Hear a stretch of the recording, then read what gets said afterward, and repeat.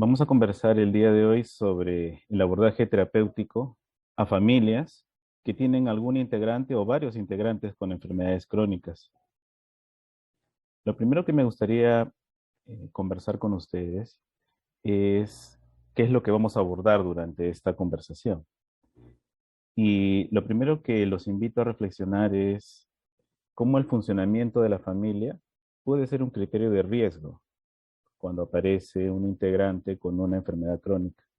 Es decir, no ver qué es lo que pasa con la familia cuando alguien tiene este problema, sino qué es lo que ha pasado desde antes con los integrantes y cómo han establecido sus relaciones, de qué manera han construido modalidades de interacción que pueden facilitar dificultades cuando aparece esta enfermedad o cómo puede ser un predisponente inclusive para ello. Lo siguiente que les invito a reflexionar es cómo existe un duelo por la pérdida de la salud en uno de los integrantes y un cambio de estilo de vida en él que afecta a la familia. Una de las cosas fundamentales en el funcionamiento familiar es que todo puede ser causa y efecto a la vez. Hay una conceptualización de fenómenos circulares en los cuales un integrante afecta a otro, este integrante con sus conductas puede afectar al primero y así sucesivamente. Y el tercer concepto que me gustaría que consideraran es la importancia de la expresión del afecto en las relaciones como un componente fundamental para hacer frente a las dificultades que se originen o que se acentúen en familias donde hay personas con enfermedades crónicas. Visto esto, entonces, quiero comentarles qué factores significativos existen para el funcionamiento de las familias. Y ustedes ven en los recuadros que están en sus pantallas el tiempo, el afecto, tenemos también las normas y la recreación. Y cuando hablamos del tiempo nos estamos refiriendo a una actividad conjunta que coexiste, ¿no? No me estoy refiriendo al hecho de que haya dos o tres personas que forman parte de una familia y cada quien está haciendo cosas por su lado. Hay una coexistencia en espacio geográfico, pero no están compartiendo tiempo. La actividad de compartir tiempo es un importante validador de la otra persona. En la formulación sistémica existe un concepto que se llama la confirmación, que significa que yo te pongo atención a ti. Tú me interesas y por lo tanto estoy contigo. Y muchos de los problemas que se evalúan en familias donde hay personas, por ejemplo, con enfermedades mentales, es que ha habido fenómenos de desconfirmación en los cuales hemos ignorado, no hemos puesto atención a actividades que tendríamos que realizar de manera conjunta. Entonces, el compartir tiempo es la principal manera de validar al otro. Y a su vez nos permite compartir intereses comunes, ¿no? Porque para compartir tiempo necesitamos ponernos de acuerdo, ¿no? ¿Qué es lo que vamos a hacer? ¿De qué manera yo puedo ceder frente a tu necesidad o cómo me adapto, ¿no? No es lo mismo compartir tiempo entre dos adolescentes que entre un padre y un bebé de 3 meses, o un padre y una niña de 5 años, o una madre y un adolescente de 16. Es necesario entender que de acuerdo al ciclo vital en el cual esté la familia y sus integrantes, necesitamos renegociar las normas, eso lo vamos a ver de acá a un momento, las formas como nos comunicamos. El siguiente aspecto, que es el afecto, implica ya no solamente el hecho de validarte porque estoy compartiendo un tiempo contigo, que sería lo anterior, sino que es la máxima expresión de que tú me importas, porque te estoy mostrando emociones que nos ayudan a crecer juntos. Entonces, el afecto brinda protección. Protección emocional en el sentido de que puedo yo equivocarme, sin embargo hay alguien que está ahí presente, que me aprecia, que me puede ayudar. Y que me puede ayudar no validando conductas equivocadas, sino más bien poniéndome límites. Me da permiso para seguir, aún así haya dificultades, me puede apoyar y a su vez permite compartir vivencias. Dos personas dentro de la familia que se expresan afecto están facilitando que se resuelvan problemas. Por el contrario, cuando dos personas discuten y están expresando más bien cólera, por ejemplo, lo más probable es que no lleguen a ningún punto de equilibrio, a ningún acuerdo. Las normas son fundamentales en todo sistema y en la familia, por supuesto, porque establecen los roles, qué función tiene cada integrante, qué jerarquía tienen, ¿no? En muchas familias podemos ver que hay hijos adolescentes que se comportan como que si ellos fueran los jefes de la familia, ¿no?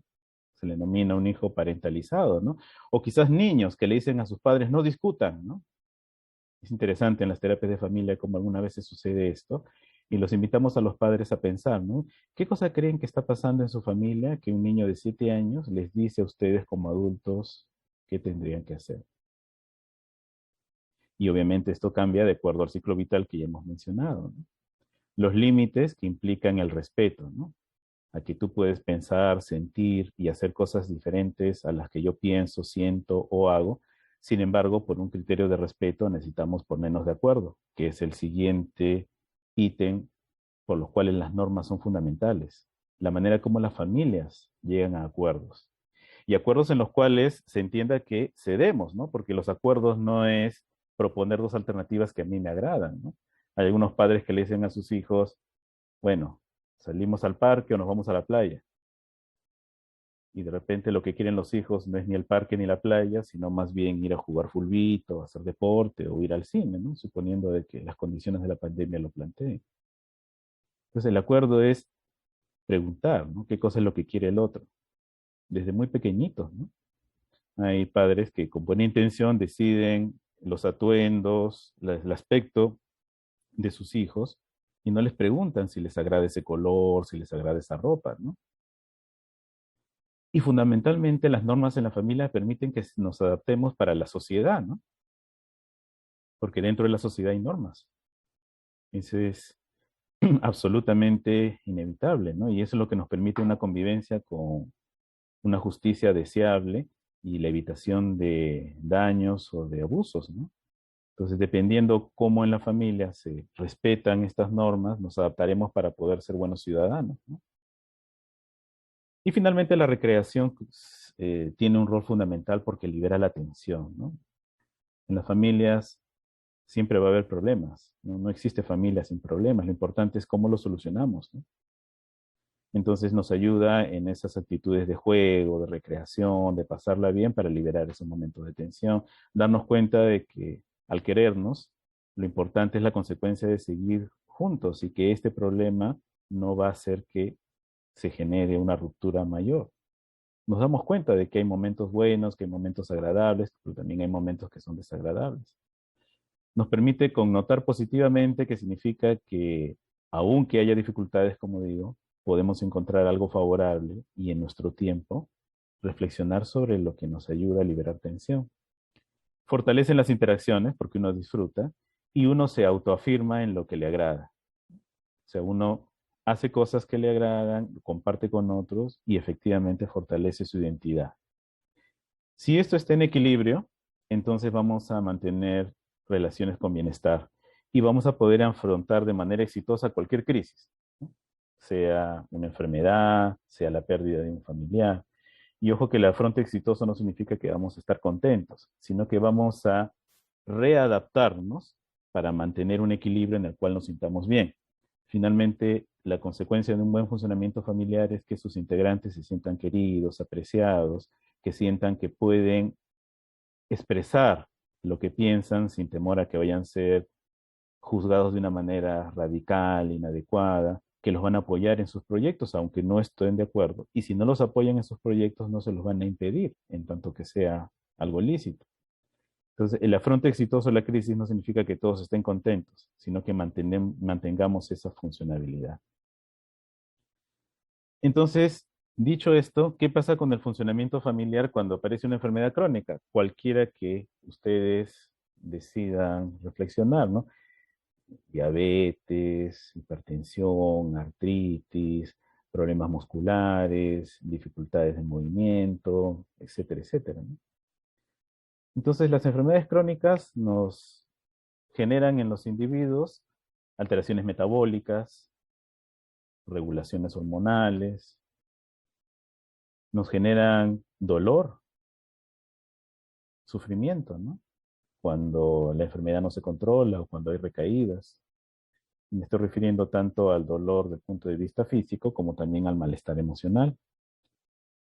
Generan discapacidad cuando no hay un buen control de dichas enfermedades o cuando son detectadas de una manera tardía.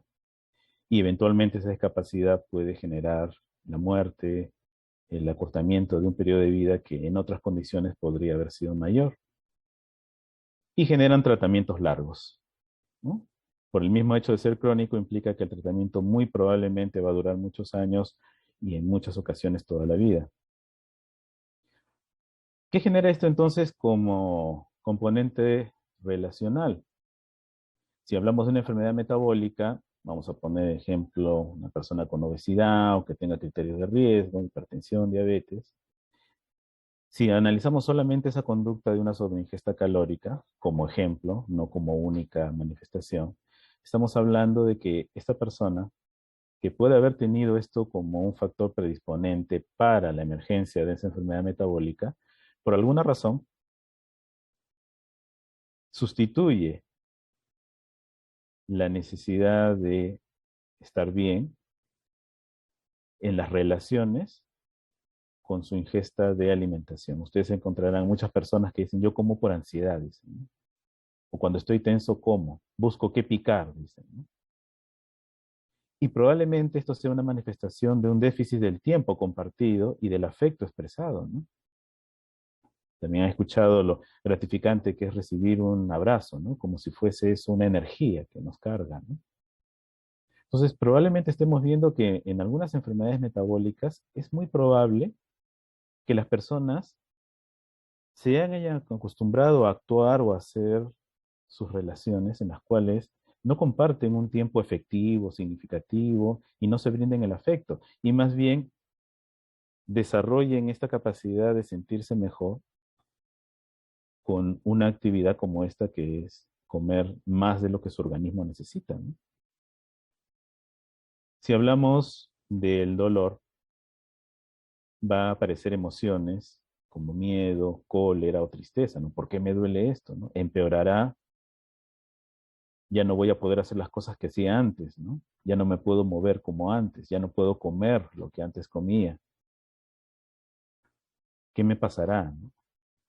Entonces hay una reacción frente a esta situación que si no es adaptativa, puede estar generando la idea de que no ha habido la suficiente protección emocional en esta persona porque está reaccionando de una manera que genera frustración.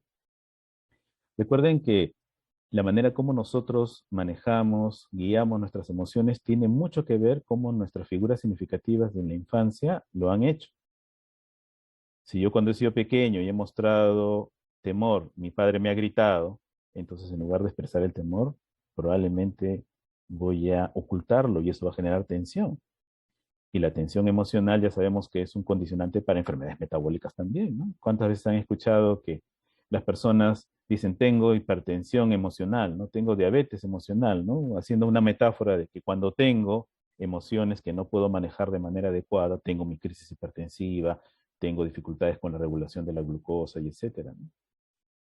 Entonces, estamos hablando que más bien la presencia de la enfermedad podría ser una consecuencia de cómo hemos establecido relaciones en las cuales no hemos protegido emocionalmente a nuestros integrantes. La discapacidad inmediatamente genera una necesidad de cuidado, desde muy leve acompañamiento hasta la discapacidad marcada en la cual una persona que tenga un accidente cerebrovascular, un desorden cerebro neurológico podría generar una dependencia total, ¿no? Y esto nos plantea qué pasa con el rol que se le asignó a ese integrante, ¿no? Todas las familias tienen un rol, así se haya dicho o no, ¿no? Se espera que los padres guíen y protejan a los hijos, ¿no? ¿Qué pasa si el padre, estando en una edad todavía joven, tiene un infarto, ¿no? Entonces, el rol necesita ser reasumido por alguien. Y si la familia no ha tenido esta posibilidad de coordinar o ha asumido de que todo va a ir bien y no se ha preparado para los estresores, no son flexibles en las normas, probablemente eso va a generar un colapso en el funcionamiento familiar. Y los tratamientos largos demandan una inevitable interacción con los procesos sanitarios, una relación con los sistemas de salud. Y los sistemas de salud son abstractos, con quien nos relacionamos son con otras personas que son los médicos, las enfermeras, los profesionales de psicología, nutrición, etcétera, etcétera, ¿no? Y que al ser también seres humanos tienen una capacidad de relacionarse que en el mejor de los casos facilita una ayuda, pero que va a depender de cómo las personas están asumiendo esta ayuda y de qué manera también invitan o no a la familia a reflexionar como un fenómeno conjunto, no solamente de la persona enferma. Y esto implica una capacidad de relacionarse con ellos autónoma para no esperar pues que el sistema de salud me dé todo, sino que yo también soy responsable de mi propia salud y que el sistema de salud entienda también que aunque hay muchos factores de riesgo, la mayor parte de personas no se enferman a propósito, pues, ¿no? Y que nosotros no tenemos por qué llamarle la atención a una persona que no toma la medicina, sino más bien entender qué es lo que está sucediendo para que eso suceda.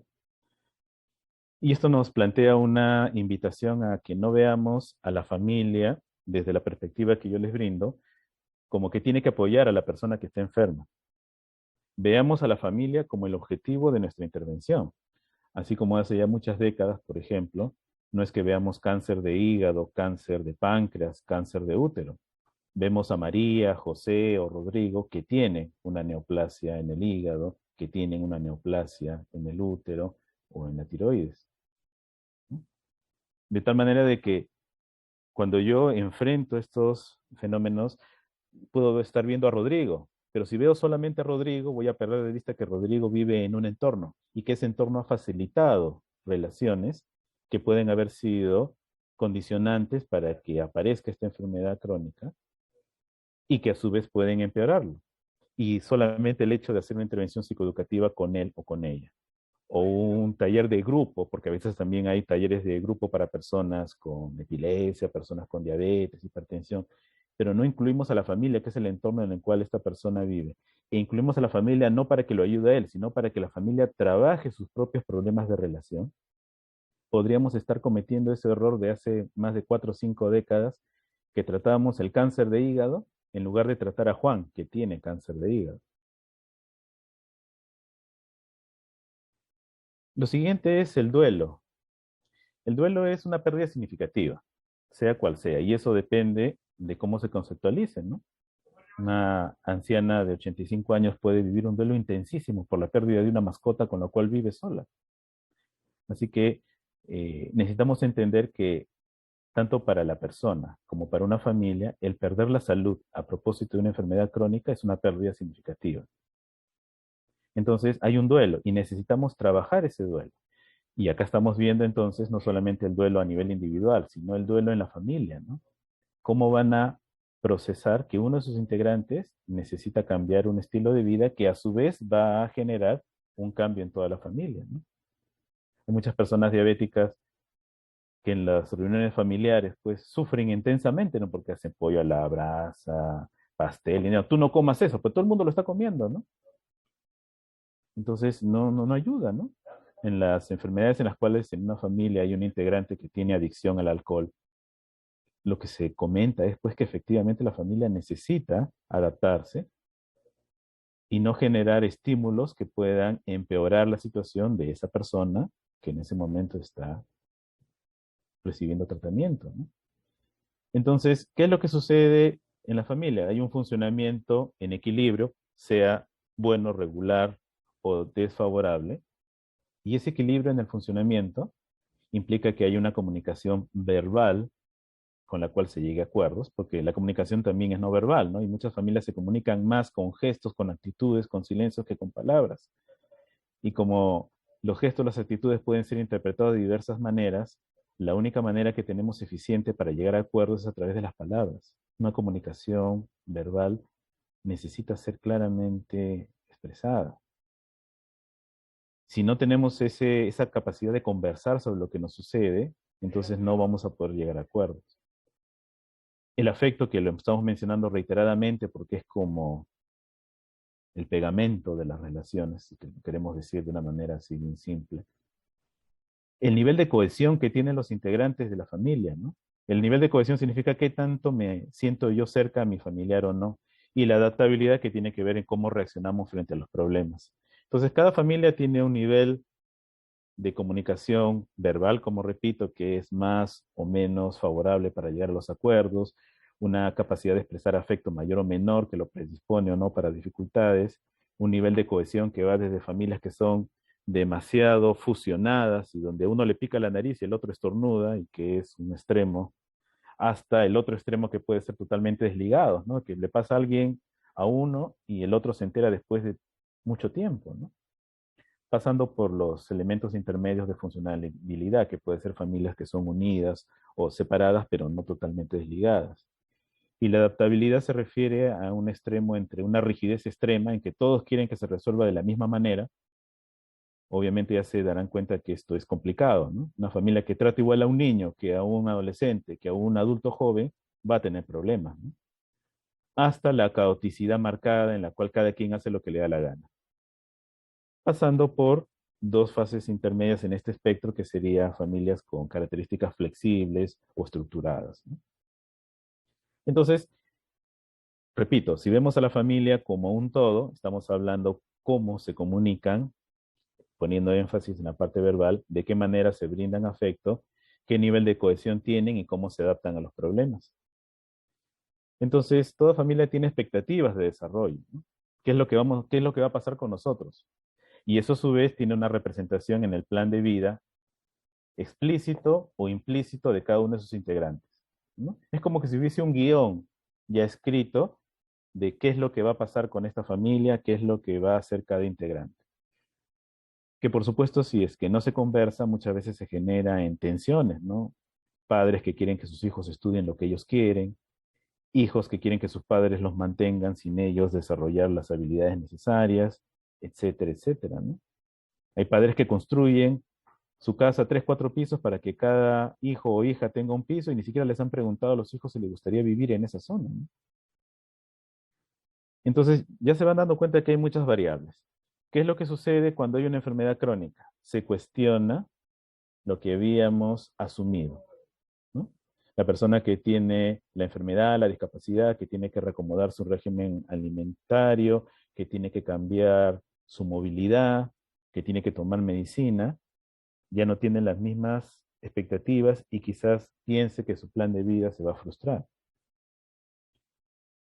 La familia se da cuenta que quizás estas expectativas que tenía no se van a lograr, ¿no? Si pensamos en una enfermedad, en un trastorno mental, una persona de 20 años que hace un cuadro psicótico de esquizofrenia, podría generar la idea de que en la familia va a cambiar lo que se esperaba en ese funcionamiento. Necesitamos adaptarnos, como bien mencionó la ponente anterior.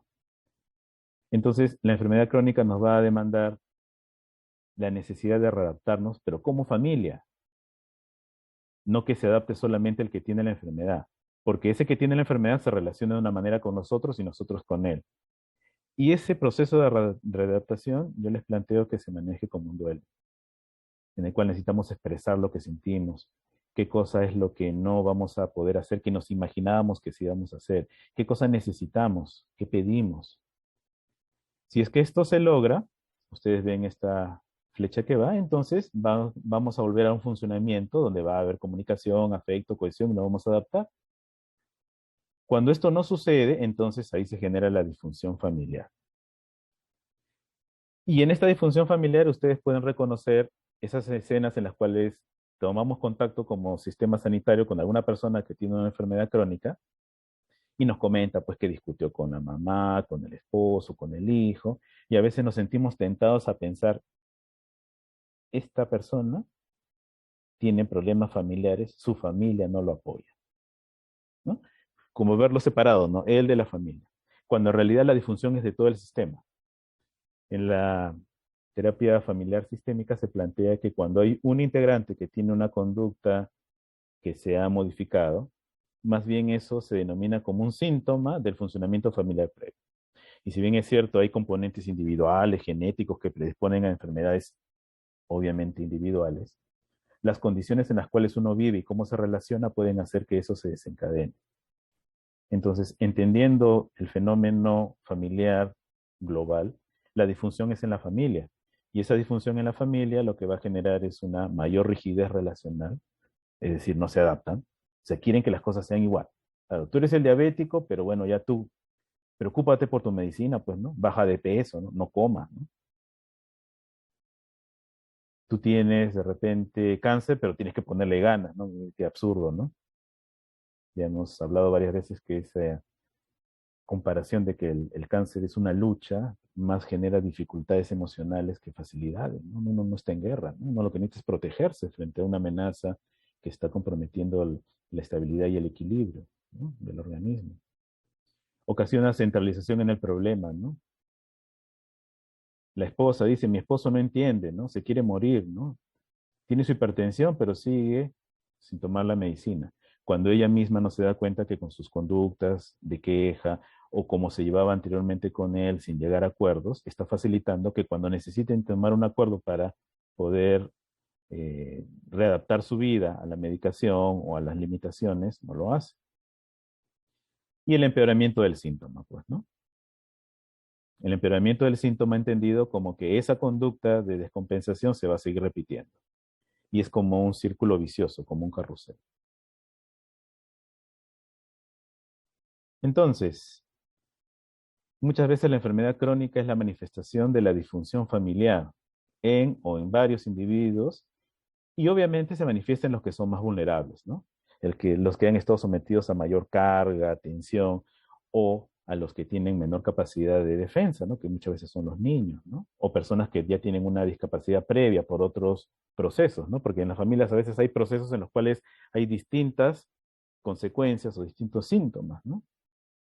Y cada uno necesita manejarse como un respectivo duelo, ¿no? Los mecanismos de respuesta tienden a mostrar resistencia al cambio si es que no se dispone de otras opciones aprendidas. Nuevamente voy al concepto de rigidez, ¿no? Entiendan la rigidez como una desventaja muy, muy grande, ¿no? Querer resolver todo de la misma manera es aquello que nos hace recordar lo que se le atribuye a Einstein, ¿no? Que decía que no hay peor locura que querer resultados distintos haciendo siempre lo mismo, ¿no? Y que la intervención necesita incluir el componente relacional como fundamental, es decir, el énfasis en la relación. O sea, no cómo se va a llevar la persona ahora que está enfermo, sino cómo ha sido esa relación antes. ¿Qué dificultades planteaba eso para la toma de acuerdos, la comunicación, la cohesión, la adaptabilidad? ¿Y qué necesitan trabajar juntos para que ahora que hay esta condición se puedan adaptar? Entonces ya pasamos al último ítem que les había planteado, ¿no? Cómo el afecto y la parte emocional puede ser importante en la intervención. Con esto necesitamos recordar qué cosa es lo que influye en nuestras reacciones emocionales, ¿no? De qué manera nosotros expresamos o no afecto. Depende del aprendizaje que hemos tenido de cómo reaccionar frente al estrés, ¿no? Nuevamente me remito a las figuras significativas de infancia, ¿no? Nosotros cuando somos pequeños, de 0 a 5 años, lo que hacemos es aprender cómo nuestras figuras significativas reaccionan, porque en ese momento no tenemos capacidad de discernimiento, ¿no? Si papá se molesta, no estoy pensando de que ha tenido un mal día. Si mamá está llorando, no estoy pensando que después se le va a pasar. Veo a un gigante, porque yo tengo 2, 3 años, que está furioso, me parece como si fuese pues un ogro. Así será la vida, ¿no? Hay gente que es agresiva. Y veo a la persona que necesita protegerme, que es mi madre llorando, indefensa. Entonces, hay riesgos en la vida, ¿no? No, no, no me pongo a cuestionar, simplemente entiendo que el mundo tiene personas que me cuidan, que me expresan agresividad o que expresan tristeza o que me dan cariño, que me tienen paciencia y que me ayudan. Entonces yo aprendo a reaccionar así. Y el estrés de tener una enfermedad implica también un desafío, ¿no? La priorización de lo que consideramos valioso, ¿no? Podemos tener una persona como Stephen Hawking, el físico inglés, que hizo la introducción al informe mundial sobre discapacidad de hace una década, que decía en la introducción, ¿no? Que él se sentía feliz de que su cerebro siga funcionando a pesar que su organismo ya no lo hacía. Y tenemos a Ramón Sampedro, el protagonista real de lo que se llevó a la pantalla grande, la filmación de Mar Adentro, una persona que trabajaba manualmente, que al quedar cuadripléjico pensaba que su vida no tenía ningún sentido, ¿no? Entonces, dependiendo qué considero valioso, yo puedo tener una reacción emocional, ¿no? Si yo considero que lo valioso en mi vida es que me puedo mover, si hay alguna enfermedad que me va a limitar, entonces va a generar esa sensación de frustración marcada. Lo que pasa, por ejemplo, con las enfermedades mentales como la psicosis, si yo valoro a una persona por lo que puede pensar o lo que puede aprender académicamente, entonces es una desgracia terrible, ¿no? Peor que si la persona hubiera muerto. Entonces, nos demanda la idea de cómo aprendemos a priorizar qué cosa es lo realmente valioso, ¿no? Y cómo lo que es estar vivo muchas veces se pasa por alto siendo lo fundamental, ¿no? Hace unos meses, en el pico de la segunda ola, el objetivo de nosotros los peruanos era mantenernos con vida.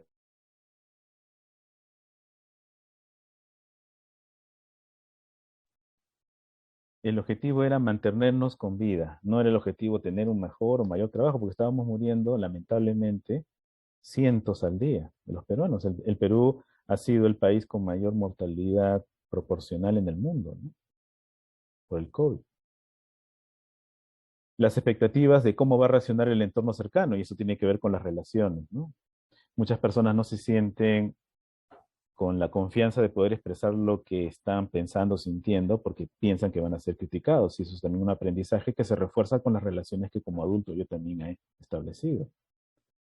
El nivel de bienestar y capacitación previa específica también es importante, ¿no? Porque durante la vida yo también puedo aprender a modular y cambiar esto.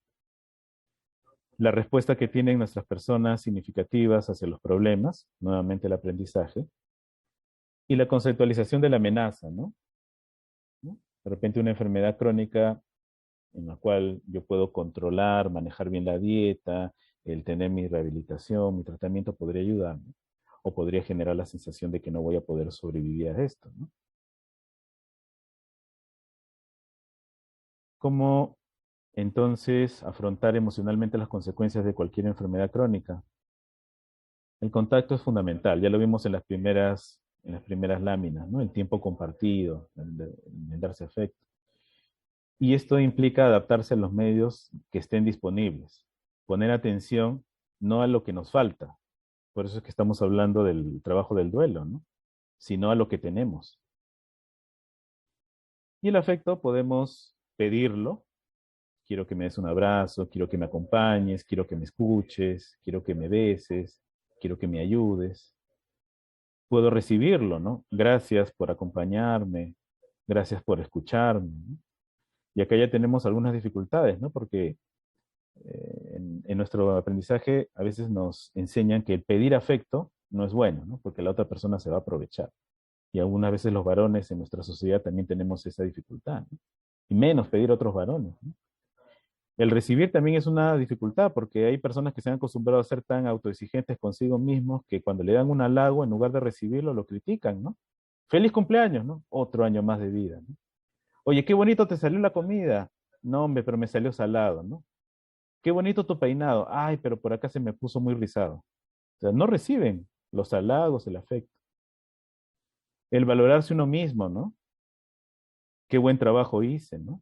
A veces necesitamos la validación de otra persona, ¿no? O sea, nos sentimos contentos si alguien nos dice que hizo bien, que hicimos bien, en lugar de primero entender si yo me siento satisfecho con lo que hice, ¿no? El también aprender a elegir qué tipo de relaciones voy a establecer. No sé, si hay personas que son sumamente críticas, eso no va a ser un entorno saludable. Entonces yo puedo aprender a rechazar la crítica que es injustificada. Entonces yo elijo qué tipo de relaciones y por lo tanto con quién intercambio afecto o no. Es muy conocido de que hay familias en las cuales no les conviene seguir viviendo juntos, sobre todo cuando ya todos son adultos, ¿no? O sea, no tienen que seguir viviendo juntos porque son madre, hijo, hermano o hermana. Muchas veces es una demostración de una dependencia, de una dificultad para poder desarrollar autonomía y dar afecto, ¿no? El hecho de dar, hay estudios contundentes, ¿no? Que el afán solidario, el poder de otras personas ayuda a que nos sintamos bien y a su vez fortalecer ese tipo de relaciones. Entonces, esta rueda es fundamental para poder enfrentar a unas a familias donde hay una persona que está con un problema de enfermedad crónica, ¿no? Repito, no solamente enfocándonos en él o en ella, sino en toda la familia, ¿no? Cómo está el pedir, el recibir afecto, el dar afecto, cómo se están valorando cada uno de ellos y qué tipo de relaciones eligen, ¿no?